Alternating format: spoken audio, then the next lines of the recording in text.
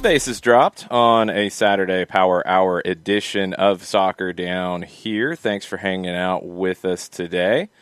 Make sure you're following us on Twitter at Soccer Down Here. You can join the conversation there this morning. You need to follow OSG Nelson because John follows too many people who don't follow him back, so he's limited in his Twitter following. I don't know. I guess that's still the case, right? Yes, it is still the case. All right. People still try to friend me, and I can't friend them back. It's called following on Twitter, John. It's not Facebook or MySpace. Well, yes, or CompuServe or those things didn't have this. Again, I got nothing. I'm at Longshoe. You can follow me. I can actually follow you back. I know how these things work. Sean Vergara has subscribed on the Twitch pitch. Welcome, Sean. Thank you very much. You can also, whenever we are live, you can watch the show at twitch.tv/soccerdownhere. Chat room is open during the show. Things can get a little weird. Things can get strange. Sometimes recipes get traded. Sometimes people try to solve the problems of the world. All of the above. It's all valid in the Twitch pitch. We got a lot of stuff to get into. World Cup qualifiers in South America last night. Some interesting results, to say the least. We've got UEFA Nations League, and John is not watching his beloved San Marino because he can't get ESPN Plus on his TV because that's very complicated. Yes. So I have the other matchup on. I was being sarcastic with the complicated part.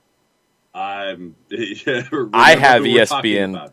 Yes, but I have ESPN Plus on my TV, and I am watching San Marino hosting Gibraltar because there is nothing else on at the moment. You are watching which match?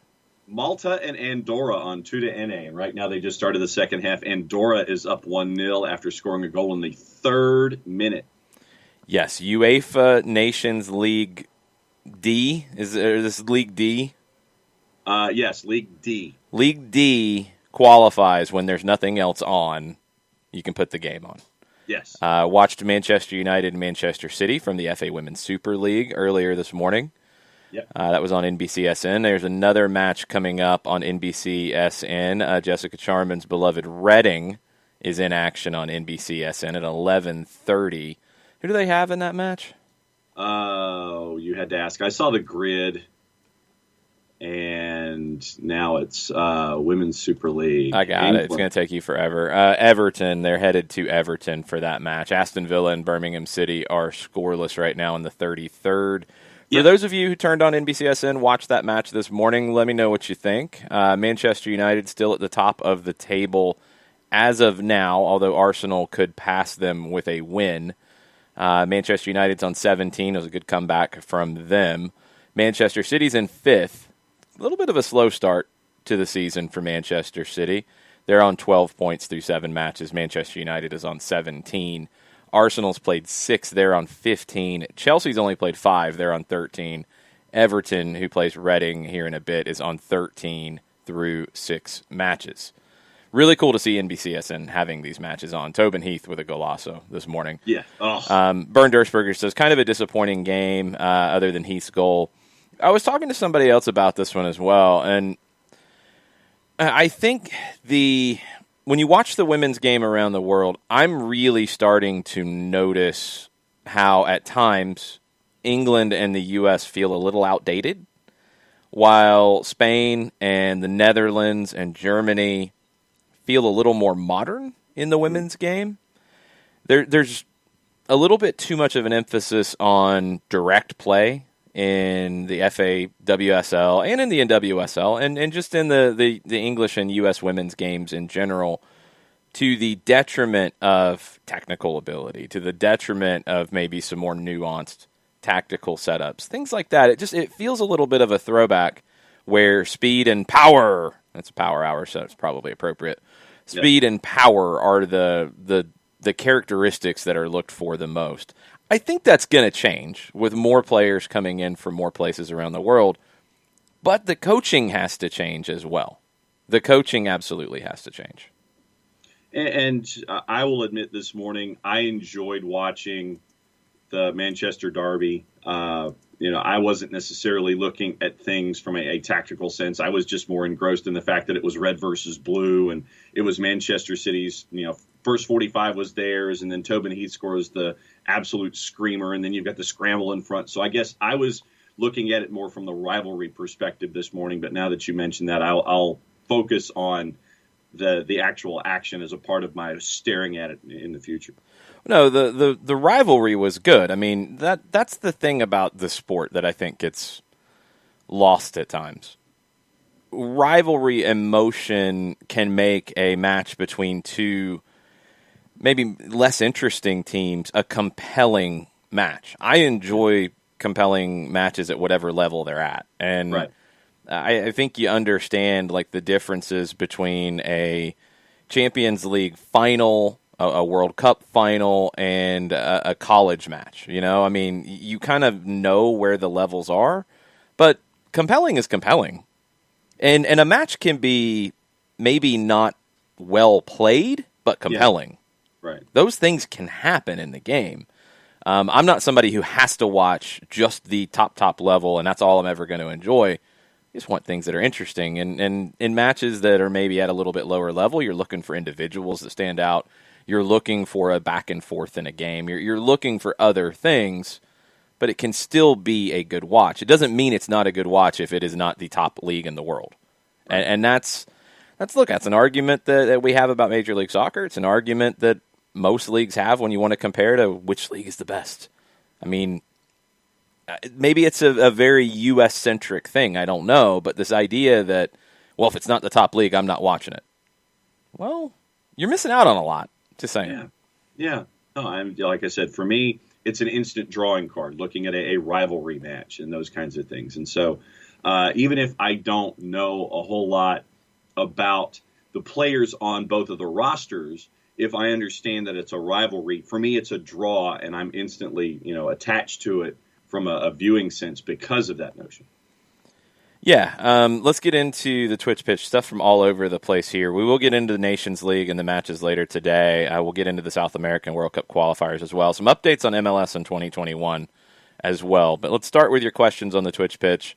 Ropes watched a highlight reel of Caicedo from Ecuador. Now I am petitioning for him to Atlanta United. We need to make this happen. All the talk has been Europe for him, but I just don't know where this window goes, to be perfectly honest, in January. I could see a situation where players like that would have went to Europe in that $5 to $15 million range, those offers don't come from Europe, and maybe MLS can take advantage. Now, look, MLS is taking a financial hit too. You know, the comment earlier in the year about $1 billion loss, when you start doing the math, that's a realistic number we're talking about here.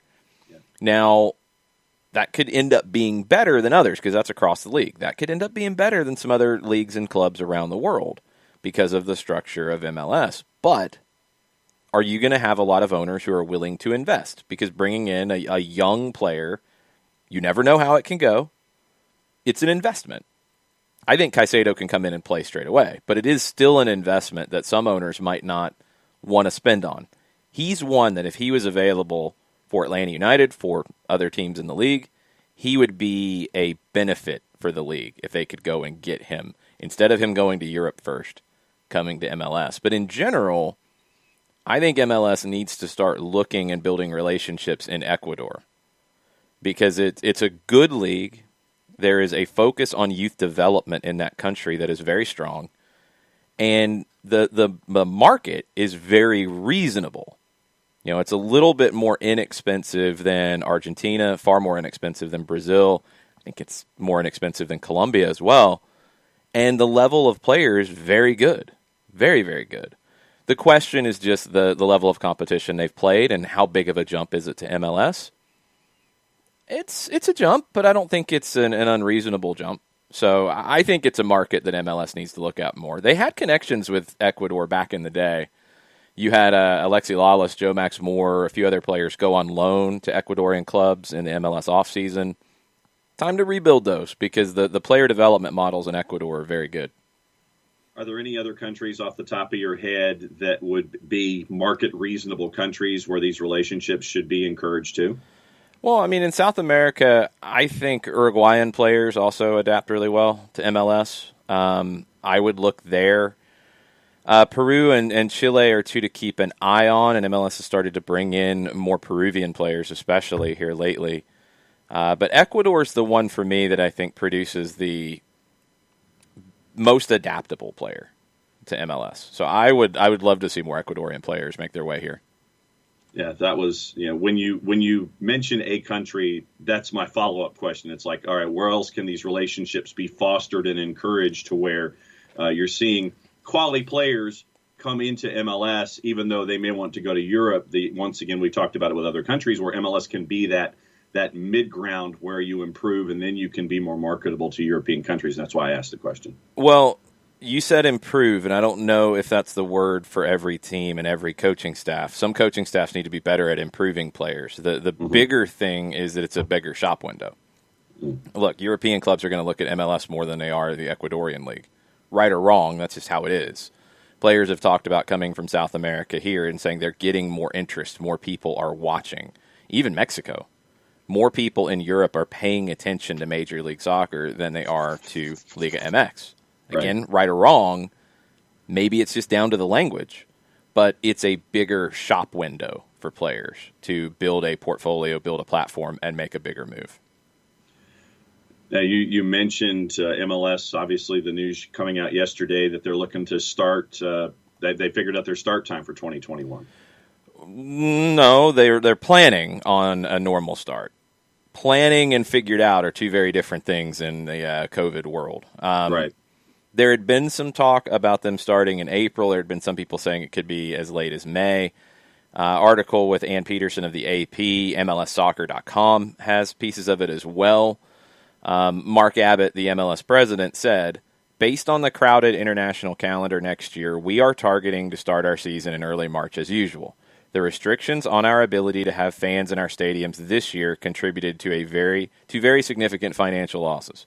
Like all leagues, we are concerned about those restrictions continuing for a second year and are continually evaluating how to manage through the impact of the pandemic in 2021. But when you look at that calendar, yeah, I mean, there's just, like, you're going to have Gold Cup, Copa America, Euros in the summer. So you're going to have to take some form of a break at that point. There's just not a lot of wiggle room to start later and to make everything work. So if that means you have to have another month or two of reduced attendances, reduced capacity, but have a normal calendar year, it sounds like they're willing to make that trade-off. Yeah. That's also, I think this has been a very underrated part of talking about the transfer window. It's going to help MLS in that transfer window on two fronts, because players leaving will be kind of on a normal calendar year. I think it could help with the sales out, but it's going to help more with the sales in, because players aren't going to have to make a decision. Well, that's a good offer from MLS, but they're not going to start their season for another 5 months, and I don't want to wait. Right. If you're going to be on a normal schedule and you're purchased in January, you can come into training camp at a normal time and everything's good. So I think that is going to be a good thing if they can get it done, but you do have to balance the finances, and that's not going to be easy, because I don't think you'll have full capacity the first week of March. Right. So, all right. So you mentioned how busy is 2021 from a calendar perspective and trying to balance that out with the MLS calendar? You just said it. I mean, you have every continental... Just those three and nothing else going on? In the Olympics, obviously. Yeah, I mean, but those three, that means you're going to have to take a summer break. Right. And especially with the Gold Cup, between Gold Cup and Copa America, I mean, you could have 60, 70, 80 players called up for those events. So, I mean, you can't then have a shorter calendar with the same number of games and compress it even more with players going away on international duty at that point. I mean, it's just going to be brutal. So those three, I mean, make it just unreasonable. You have a CONCACAF Champions League that I would assume would be on a fairly normal calendar, so you want to be underway for that. You have the Olympics potentially. You have a U20 World Cup that should happen. You're going to have players missing for a variety of things, but the biggest three factors are those three. The Continental Championships in the summer, that you don't want to be a month into your season and then have to take a break. Right. You need to get on the normal calendar. And I mean, just I was trying to do math the other day, and I think it was 38 players that are currently away from their MLS clubs having to deal with competitions currently, knowing the impact that absence has in this current time frame. Just think if you multiply that by double the players, if not more so, that would be impacted by the competitions in 2021, and that's what you're staring at. Yeah, but the main reason you're worried about it right now, normally you wouldn't be, but you're worried about it because of the quarantine situation coming back from international duty. I mean, normally players would be on international duty like they were last year in the weeks leading into the playoffs. They'd come back, they'd be normal to go, they'd play the first playoff game. Now they're not going to be able to, according to the quarantine rules. So it's more of an effect. It's not that they'll be missing because you're going to have players missing from time to time, but if you're on a normal calendar, you can minimize the disruption from that because you don't have to play through as many international windows. That's something that might be impossible in 21 because of calendar, because of situations. Going forward, and I hope as early as 22, MLS takes those weeks off completely, doesn't give teams the option to play through international breaks. What we've always been told is that teams have the option, and they can say they don't want to play through international breaks. We haven't seen Atlanta play through many international breaks. The only one I can really think of where they were affected in a normal year was the Tuesday game where they played Minnesota, but that was a reschedule because of the stadium delays in 2017. And that was a game where you were missing Brad Kazan, who got called up to sit the bench for the U.S. men's national team. They need to create a calendar that allows them to take those weeks completely off, black those dates out so you don't have players missing due to a regular international window. I think you're getting closer to it, but it has to be the reality now. You've shown that you can play midweek games. You've shown over the years that people will come out for midweek games. It's not a giant drop-off in attendance. You're going to need to have a couple of extra midweeks in to not have international windows played through. So what happens when I don't turn to my left and watch Malta and Andorra? Malta scores 2 goals in the first 15 minutes of the second half. They're up 2-1. Sorry, I took you on a tangent away from Twitch Pitch. What else is going on? Byrne, talking about Manchester United and Manchester City in the FA Women's Super League, says Man U is not impressive tactics-wise. I would agree with that. They're pretty simple. But they have some really talented players, so they can make up for that. City's not on the same page. I think bringing in Mewis and Lavelle upset the chemistry. Lavelle didn't start, and there's some questions as to what's going on there. I think Sam Mewis will adapt, and the players will adapt to her. I've always felt like Sam Mewis is an outstanding player. Just might take a little bit more time right now to blend and to get on that same page. Byrne says, City reminds me of Spain when they had half Barca, half Real Madrid players. You could tell they hated each other even playing on one team. That is a little different in a club atmosphere with Mewis coming in. I don't think Mewis is as abrasive as some others. It could have been different with a few different American players who might have went there. I don't think Lavelle's abrasive either. But yeah, it takes some time. I think the American and the English games aren't that different, but there are some differences there. Mewis will be okay. I think the team will get better for it. I don't know what's going on with Lavelle. I really don't. Byrne's a fan of the young English players on City, Stanway, Kelly, etc. England will be a handful at the next World Cup. They outplayed the U.S. in 2019. Yeah, I've said that consistently from that day. They were the better team on that day. The U.S. handled the moments better, but England overall run a play. They were the better team that day. They're right there. And I feel like that's why this World Cup was even more impressive for me, for the U.S. to win it. And it was a more impressive accomplishment from Jill Ellis because the U.S. was not just the better team could blow teams out. They found ways to win where they were getting outplayed at times. England outplayed them in the semifinal. The Netherlands played really well in the final. They've got some challenges going forward because it can't just be speed and power anymore. You've got teams that are really technical. Spain will be a handful going forward. England will be a handful going forward. France will be a handful going forward. I think the Dutch will continue to improve. They'll be a handful. If Italy can continue to take that next step, they could be a team to watch. Keep an eye on the Latin countries as well. It's a big drop right now to your Mexicos, your Argentinas. Brazil's a little different. We'll put them to the side for a second. Colombia was there in 15. If they can ever get some more investment on the coaching side, there's a lot to work with there. Argentina was a kind of an interesting team to watch in 19. You could tell they were very inexperienced, but they fought and they scrapped and they were technical. They just didn't have some of the athleticism that was needed. They couldn't play fast enough. Can they make that jump? If Brazil could ever get consistent funding, they could be a powerhouse, although I think they might be a little bit in between generations, so we'll have to see where that goes. But yeah, the women's game's getting far more complicated for the U.S. They can't just show up and put the shirt on and win games now. They have to play better. Yeah, you answered my follow-up question as to who, and I guess both of my follow-up questions, who is going to be right there with them, and then who is on that next tier to keep an eye on that could be eventually a part of this big group. Shiva said, Shiva's hanging out with us. She said, it's great to hear you guys. Haven't had a chance to listen lately. Welcome back, Shiva. Welcome back, Shiva. Christopher Abel going back and forth about the job Stephen Glass did. Wasn't a fan after the comment about Caicedo earlier. Get that he had a bad hand, but his subs and tactical decision-making were more than questionable. For example, not subbing off Moreno or Escobar late against Columbus. You couldn't take Moreno off the field. He's your best player. He wasn't 100%. He was very tired, but he's still your best player, and he was still making things happen.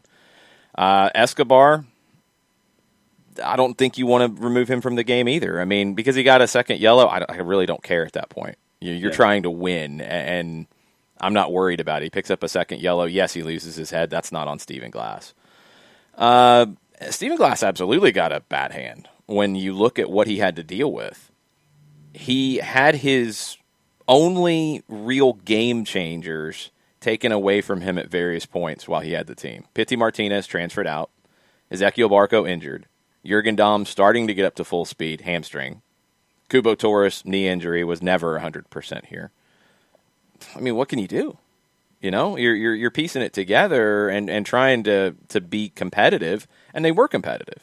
And they were competitive in every match. Even that Orlando match where they lost 4-1, far more competitive than 4-1. I think that was one of their best performances in the attack in the last few games. So I think it's very unfair. I'll tell you this. When the lineup came out for Columbus, I was surprised by it. But considering Atlanta was the better team in the first 30 minutes with 2 clear penalty shouts, up until the goal where you got sucker punched after having a penalty taken away from you by VAR, you were by far the better team. So it's really unfair to question the lineup at that point because you were the better team. So, again, I think it's easy at times just to say, oh, he's not very good because they didn't win. It's not that simple when you're evaluating a coaching performance. And when we're talking about bringing in a young talent, I think that's something that Stephen Glass has shown he's done an excellent job with. Look at George Bellows' development during Stephen Glass's time with the first team. Look at it during his time with the second team last year. Look at George Campbell's development going from not really considered for a homegrown contract to playing in MLS in the next year. That's a credit to Stephen Glass's work. Lawrence Weich's development. There's a lot of players coming through that Stephen Glass has had a big hand in the development of. So when you're talking about young players coming, Stephen Glass is absolutely somebody you want involved. Doesn't mean he's going to be with the first team. That's not the plan. It means that you want him as part of the overall club. Because young players coming through, he's done a very, very good job with. Very good job with. And I think he did the best he could with the first team with a lot of adversity and a lot of challenges. Yeah, you mentioned the injuries and players transferring out. One of your top scorers gets out the door, and you're having to juggle all of these different things and come up with lineups and introducing newer players, as you know, later in the year with Marcelino Moreno coming in as a part of the whole thing. So it's all of these different factors that you're having to weigh in as a part of the process on a game-by-game basis. You mentioned all the injuries that we have, Kubo Torres and Barco and such, and you're trying to figure out lineups in each of these individual situations. And at the same time, it's midweek, weekend, midweek, and you don't have those opportunities except for those rare weeks when you don't have the midweek match to have those practices where they can get the relationships squared away that we've been talking about. And so it was a tough ask for Stephen Glass, and honestly, I think he did a hell of a job. Chris said he talked about the way the roster is constructed as well, and wishes they hadn't used the DP spot on Barco. They'd used that on a proven 26 to 29-year-old player. That's rewriting history, though, because that was never the intention of how Atlanta was going to use designated player spots. Rules have changed now, and we can have a different conversation. 2018, no, that was not the intention. Atlanta had made it clear they were not going to sign those kind of players that didn't have resale value. They were going to sign young players that could grow and perform. And, yeah, there's absolute questions about Barco and his performances. At times, people have been too harsh, but you want more. You want to see that development. I get that. But you weren't going to go sign a 29-year-old that had no resale value. That point was made clear in 2014, years before the team even started. So you can't go back and rewrite history based off the way one signing has or hasn't worked out. That's not really fair when you're talking about evaluating it. Now, going forward with the U22 initiative spots, now that brings more of those, I wouldn't say 29-year-olds into play, except in an extreme circumstance. But as we saw with Pity Martinez, with Marcelino Moreno, those 25, 26-year-old kind of signings into play that do have resale value, as we saw in Pity's case, but are a little bit older because you can sign the young players that have better resale values through a different mechanism. So now we're playing in a different set of rules. In 2018, we weren't. And look, Barco was not some schlub that they signed that nobody thought anything of. This was a kid who had won the Copa Sudamericana with Independiente and was a key factor in it. He was being tracked by all the big clubs. It wasn't like Atlanta just picked somebody out and nobody knew who he was. Let's be real about this. Young players get signed, and young players sometimes take more time to develop than clubs would like. That's the part of the game. Not every young player becomes a superstar. It's just a fact. Look at U17 World Cups. Look at U20 World Cups. And who has a good tournament and who doesn't make it. Freddie Adu was electric in U20 World Cups. Played really, really well. Didn't make it like anybody thought he would. That happens. The list of Brazilians, Nigerians, go on and on and on about players who were great at the youth levels, great at the early stages of their career, and they didn't progress. It's part of life. Yeah. It's part of the game. A lot of talk about different leagues in South America between Ecuador, Uruguay, Colombia. I think you need to have relationships with all of them, but Ecuador to me feels like the most value at the moment, and a lot of it's down to the way that they are focused on youth development. I think they're doing a great job with that, and I think it's a league that you can maybe get in and create some good relationships with now because they're maybe a little more willing to look at that. Uruguayan clubs are maybe a little bit bigger, at least the big ones are. Maybe if you're talking about some of the smaller clubs. Ecuadorian clubs, I think you can create some nice relationships with and move forward. Shiva says, do you see Atlanta spending big bucks on players anytime soon? $15 million that they did on Barco and Pity. Yeah, I mean, the one thing we don't know is the effect of the pandemic. Right. But taking that out of the equation, I don't expect them to stop spending on these situations. They might temporarily do it because of the pandemic. But yeah, I mean, if the right move is available, I think they'll spend it. I think they'll go get whatever player they feel like they can get. It just is.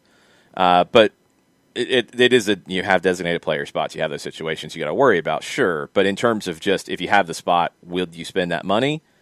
Maybe not this year, but hopefully you get back to something resembling normal by the second half, or maybe even after the first third of the MLS season. Come on, vaccine. And you can get back to normal in terms of revenue coming in. So maybe next year you're looking at spending back to a normal level. But I don't think there's any reason outside of pandemic reasons that they would cut spending on transfer fees back. I really don't. Right. Yeah. Random question. Sure. That has nothing to do with the previous conversation. When you have a sweatshirt and it goes into the washer and then it goes through the normal cycle and comes out the dryer, and the drawstring on the hoodie comes out of the sweatshirt, Yeah. Do you leave it as is, or do you try to put the drawstring back inside the hood? The drawstring came completely out? Yeah. I'll show you. For those watching It on the didn't Twitch come page. partially out, like it's all the way gone? Nope.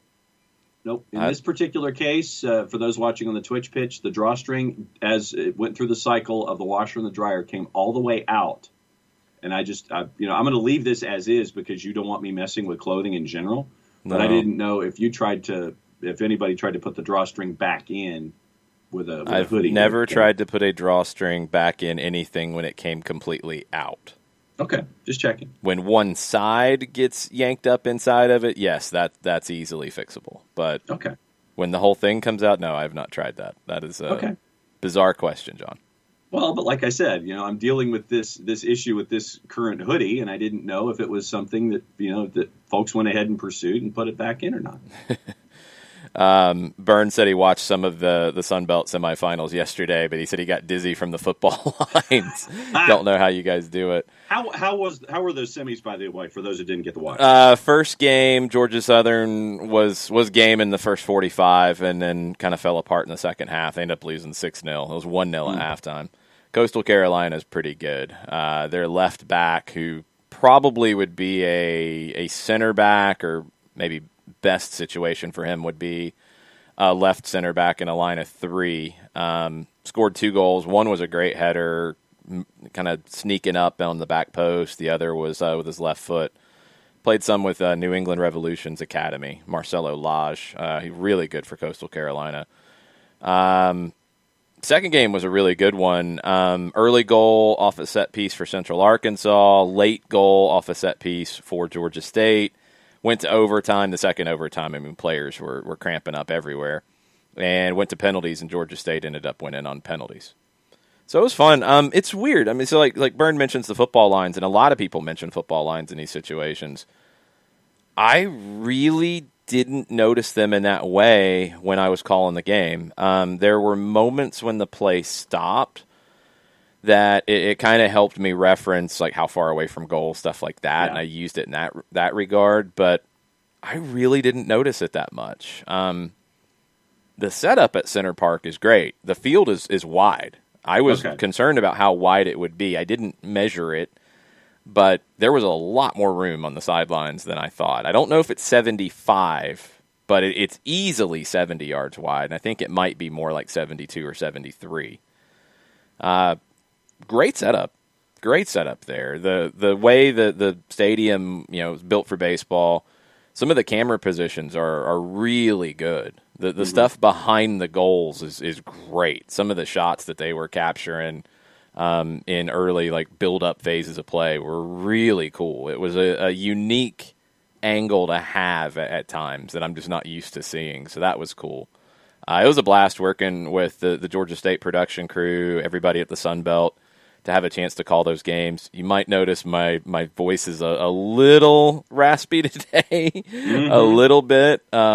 That second game was rough because I was getting a headache during it as well and didn't have anybody to help me out, so I was flying solo just trying to grind through it. But once it got to – it's funny how these games go because the headache was really bothering me at halftime and going into the second half. Yeah. Once Georgia State got the equalizer, maybe adrenaline kicked in, and then I was all right. Yeah. And the penalties, I was all right. After the penalties, I was like, oh, my God, I feel like my head's going to crash. Yeah. It was rough, but really fun second game to watch, a lot of intensity. You're getting some really unique kinds of stories of players at the Sun Belt level. Coastal Carolina's got a player, Marcello Jones, who spent time in AC Milan's academy. You've got players from a lot of different English academies. Trying to think of who all was represented in games yesterday. Leicester City, Everton, Oldham. Man, there were a few. At least Liverpool, a couple others. So very, very cool to see those international players coming over, but also the domestic kids. You had a lot of freshmen play very important roles in all of the teams yesterday. And a lot of kids from Georgia. I mean, with Georgia Southern and Georgia State involved, you had kids from all over the state of Georgia who were involved at different levels. Georgia State played a lot of freshmen, a lot of players from Concord Fire, a lot of players from UFA, from GSA, players with MLS experience as well through Atlanta United's academy. You had the Revolution Academy player represented. You had a Sporting Kansas City player represented. The FC Dallas young goalkeeper didn't play. So definitely it feels like a different kind of college game than it used to be. Yeah. I think there's still, it's hard to develop players. It's hard to really train a lot on tactics in a normal college season because you're playing 3 games a week. You're not really getting a ton of training time.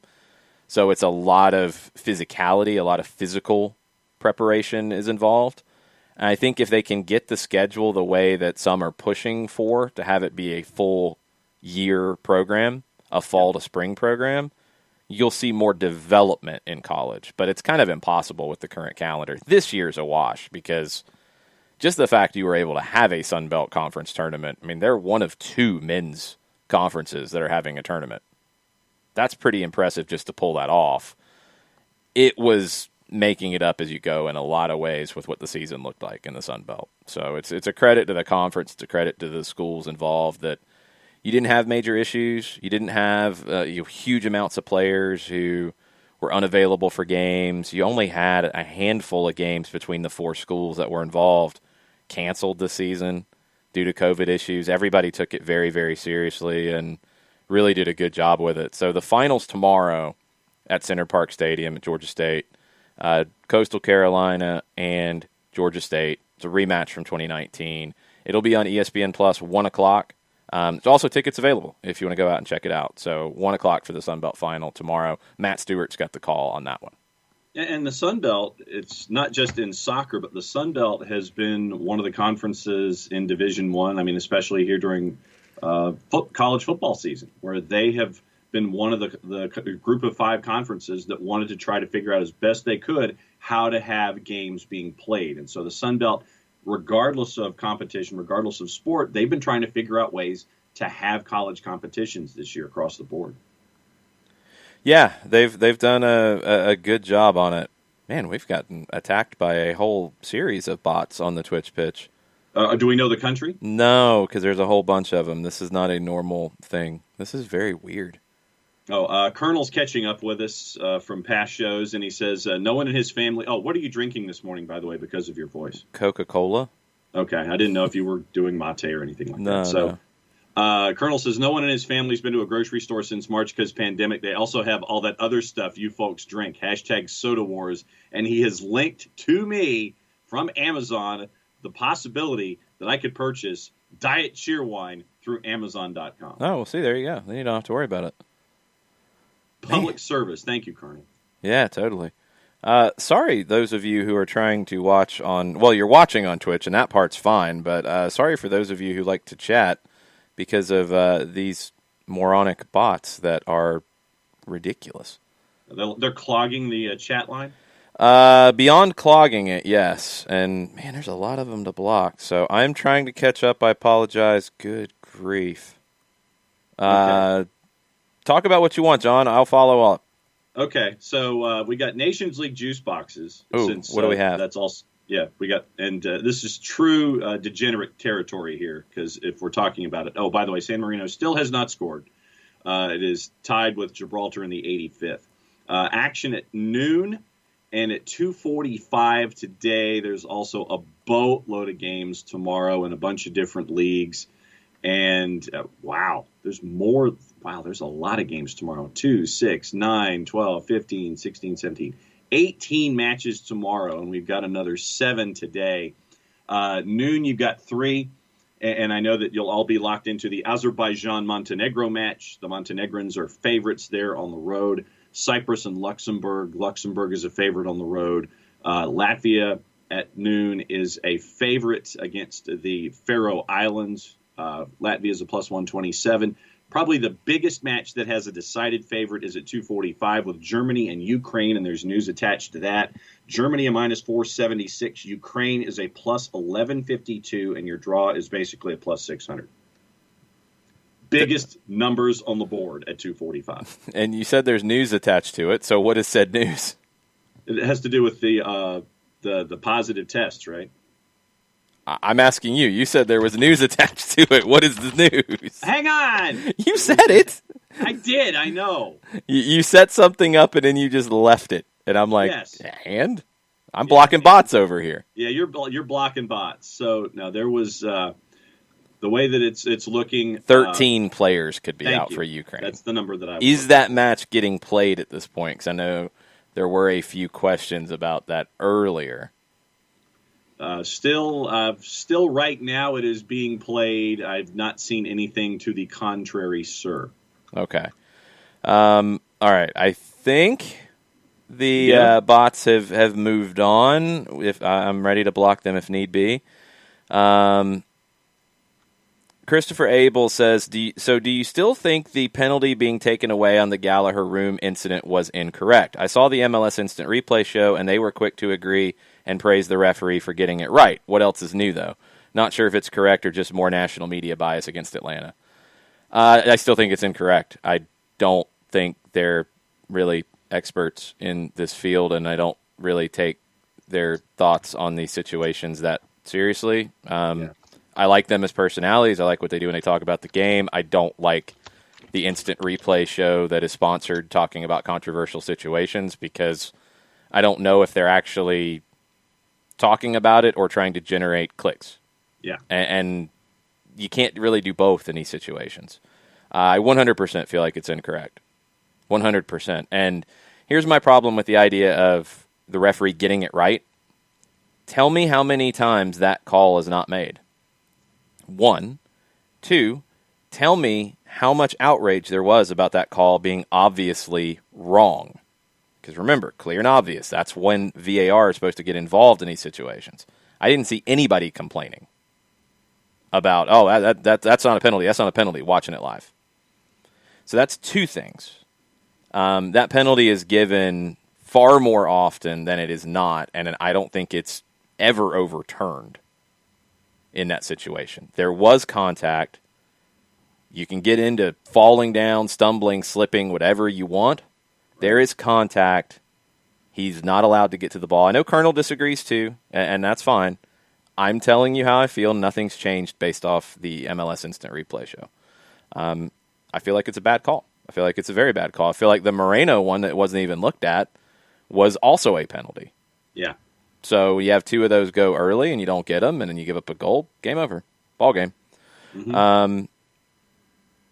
Let's see. What else we got here? Talk about CONCACAF and Champions League and having a secondary competition like Europa League.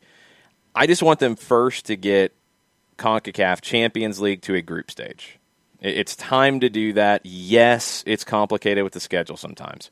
Yes, it means MLS needs to expand their rosters. 100%, totally. Yes, it means you're going to have some weird Wednesday games in Jamaica or in Trinidad and Tobago, and yes, all those things are there.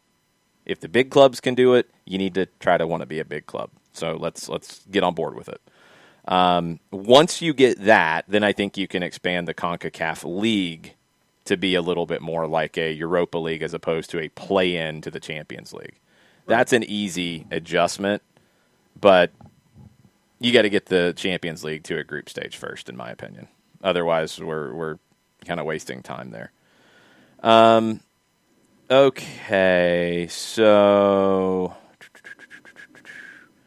Burned, talking about the football lines. I think you guys are used to it from high school soccer. Yes.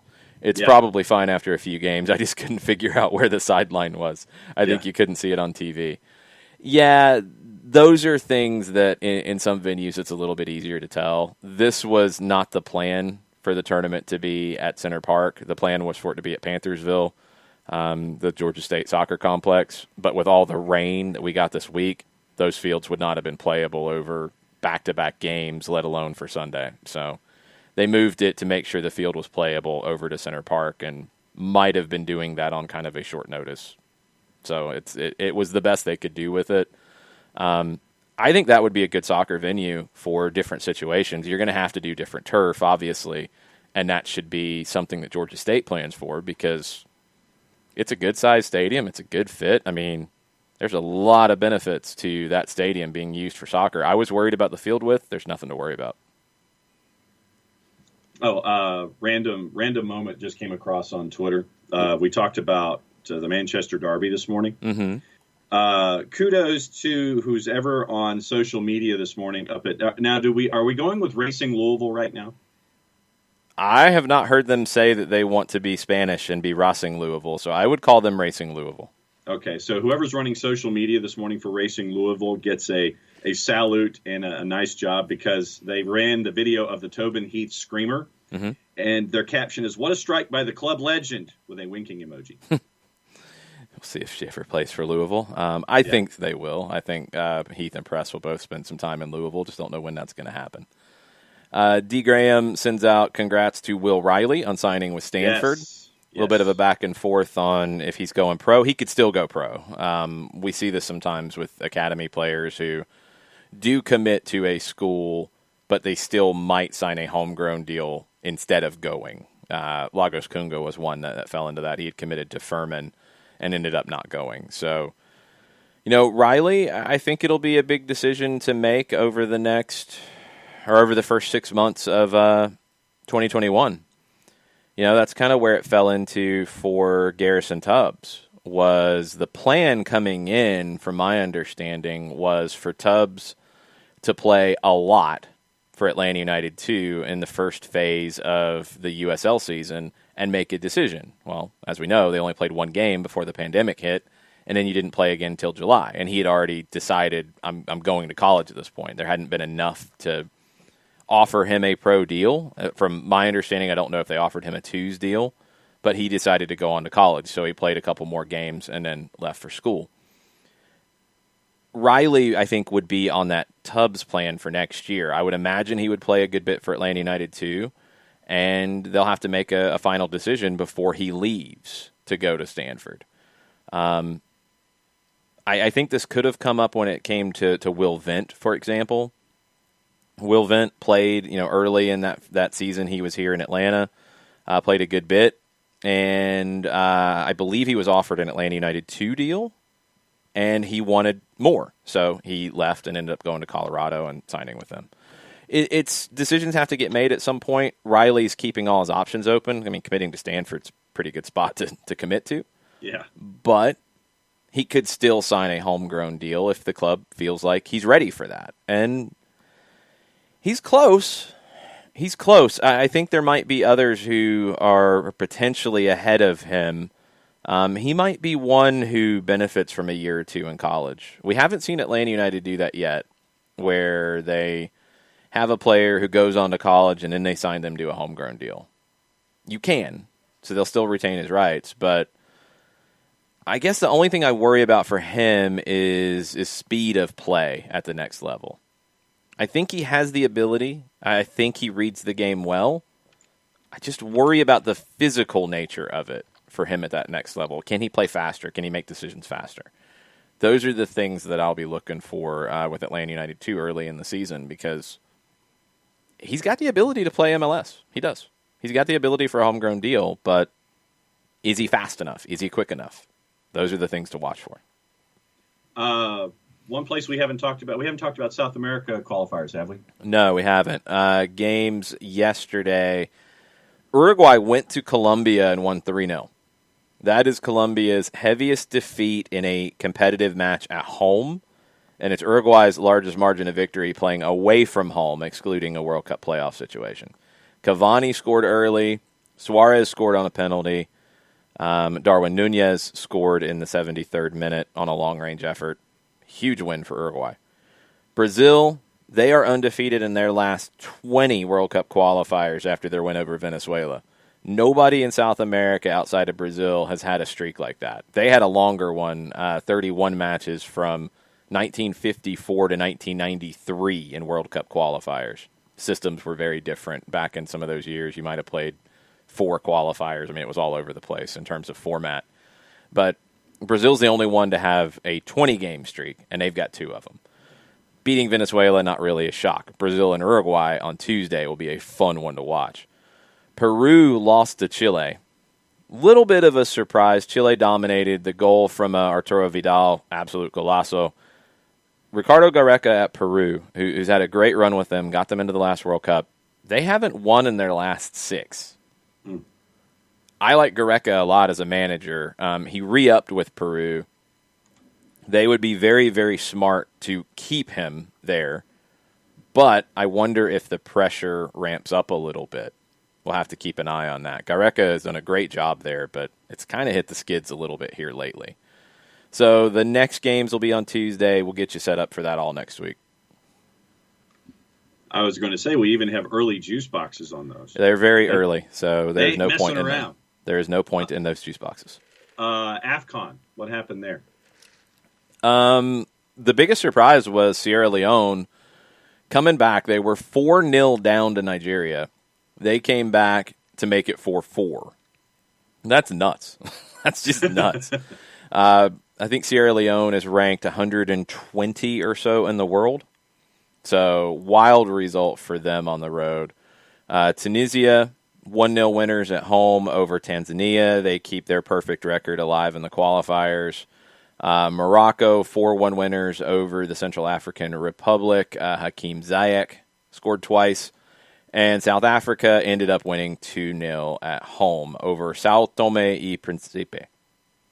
Nigeria, just to give you an idea, I went back and looked at the juice boxes on that one. Mm-hmm.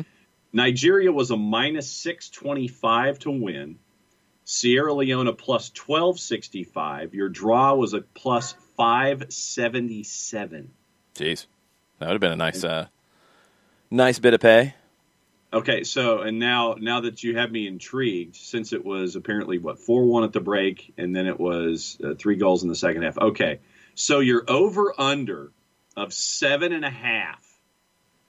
The over under. If you took the over at 7.5, that was a plus 1433. Jeez, that would have been nice. Yes.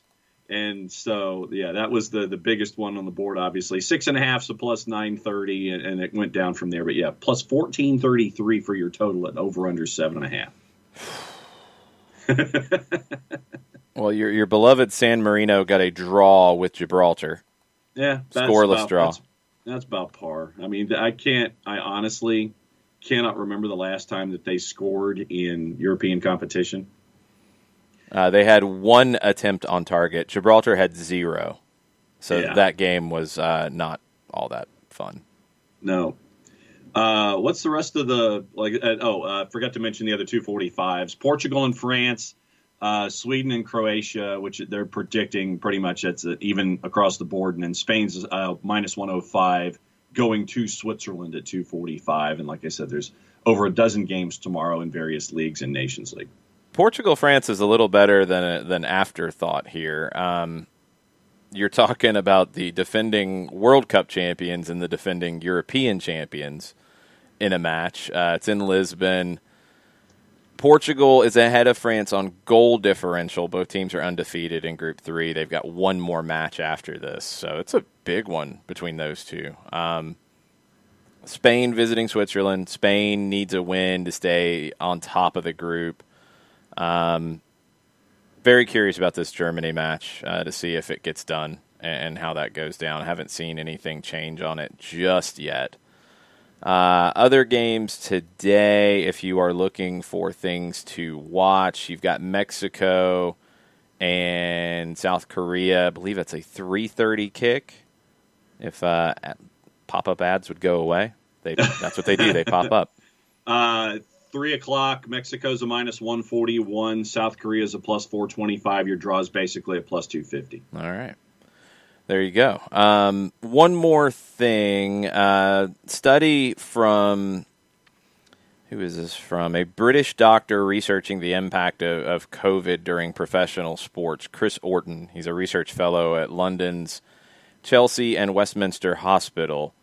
Talked to Reuters on Friday, said there have been no confirmed cases of COVID transmission during a training session or live match. The FA did not comment on this just yet.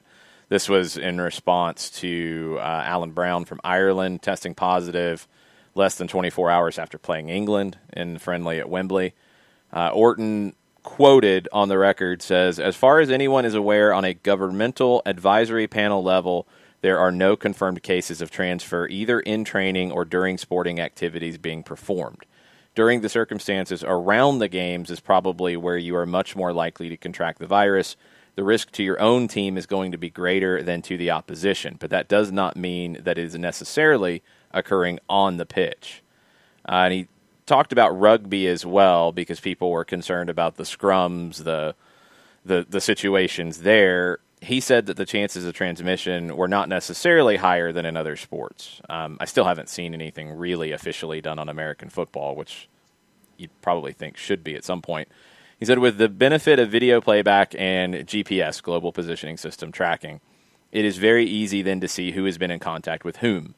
But it's not just per se stepping out onto the rugby pitch. It is going to be the same as stepping out onto any other. So they don't really have as much detail there, but American football, I haven't seen anything. So that's something that needs to change. There will be a virtual summit on Tuesday in England with the Secretary of State for Digital, Culture, Media, and Sport, Oliver Dowden, other soccer stakeholders, about a lot of different things, not just funding, not just coronavirus, but a lot of things. The FA, Premier League, EFL, PFA, the Professional Footballers Association, Kick It Out, which is an organization that fights discrimination in the game. They're involved. Supporters representatives are involved in this virtual summit. This is all after Greg Clark, the FA chairman, stepped down after being a complete plonker in front of Parliament. Oh, God. They will talk about financial issues, but they will also talk about everything else on the table right now. I'll be very curious to see if anything else comes out of that. And yesterday, the Premier League did scrap their pay-per-view process. So the remaining matches to be televised through the rest of the year that would have been on pay-per-view will be on existing broadcast services. So smart move by the Premier League there. £5.50 per goal that was scored during the pay-per-view sessions. That was the average cost per goal that was scored for folks that had the pay-per-view matches in the Premier League. All right, we're going to wrap up on the Twitch pitch. Christopher Abel asks, how would you feel about expanding CONCACAF Champions League to 32 teams? I would probably rather have a group stage first with a smaller total and work towards that. Once you get past, I think what we're seeing so far is the Mexican teams, the MLS teams are close. The Mexican teams are a little bit better right now because they're winning in these competitions. There's a step down to some of the lower tier MLS or Mexican teams that get invited, that earn spots, and Costa Rica, Honduras, those are a little more competitive. Then you're going another step down to like Guatemala, to Jamaica, any others that have qualified. Then there's a step down to more of your CONCACAF League teams. There's some big steps. Like those aren't like little steps in between them. They're kind of big steps. So 32 would be a challenge at first. I think finances are going to make it difficult to go to 32 anytime soon. If they go to if they have 16, but they do a group stage, I would rather see that as a first step, then get to 24 maybe and see where you're at. But I'm with you in having a second-tier competition that involves everybody as well, a Europa League kind of competition. CONCACAF League right now is a play-in tournament to CONCACAF Champions League. It's not a second-tier competition. That can expand into it really easily, but this is like a 10-year process, in my opinion. I just want group stage and CONCACAF Champions League first. I think you want more competitive games like that. That would be a good thing for CONCACAF. Yep. Chris also asked about Gareca coming to Atlanta. If he became available, he would be somebody that I would call. I've really liked what he's done with Peru. So if things happen there and he's not there anymore, he would absolutely get a call, in my opinion. Burned, I have not watched the Amazon Prime Brazil All or Nothing yet. I need to, because I want to learn more about Tite. That's been out for a while, John. Oh, that's old. That's the first I've heard of it. We've talked about it. I'm usually up on my alls or nothing. John, we've talked about it on this show multiple times. We have? You're here. Like you're part of it. Okay. Yes. We've talked about it a few times. Burned has recommended it a few times. Okay. And I have not had time to dig into it. Byrne thinks Portugal will play for a scoreless draw today. We'll see. Portugal's generally a little more defensive, so it wouldn't surprise me if they played a conservative match today. Maybe try to hit France on the counter. Christopher says, I would take 10 from MLS and Liga MX Mexico, and then 12 others, which would only be five more other teams. It'd be 5 instead of 4 from MLS and Liga MX. You got the Canada situation, so you might have an extra team from Canada from MLS in that way. That's all right. You don't want it to get too top heavy with that. You do want to have those smaller teams involved so they get those games so they can improve. CONCACAF, that's in CONCACAF's best interest. So it's a complicated process. I think they can get there, but it is going to take a little bit of time. They just have to reinstate the group stages first. Yeah. And that's going to take a step because that's more costly to do as well. All right, that's the Power Hour. We don't really go overtime too much on the Power Hour. We're about 120 seconds over. So we're going to call it here. We'll be back on Monday. Normal week next week with the show. Tomorrow I'm doing a trivia contest with the Atlanta Blues at Fido and Buckhead. If you can come out, it is a fundraiser for the supporters-driven movement, Atlanta Against Hate. Proceeds are going to benefit. I want to say it's the ACLU local chapter. But it's been a great initiative. They did scarves earlier. We were supposed to do this fundraiser a while back, and then, pandemics and such. So it'll be a trivia contest, a little different than our Soccer in the Streets trivia, a little bit different format, more like a pub trivia contest. But that's tomorrow, 3 o'clock, Fido in Buckhead in the Atlanta area. So come out and join us if you can. And that's about it. So we'll be back on Monday. We'll talk about trivia. We'll talk about all the games from the weekend. We'll get you set for the week. Hopefully we get some more MLS news as we get closer to the playoffs that start next weekend. Y'all have a good rest of the weekend. Mucho platio. Food, drink, and banter. Mucho platio.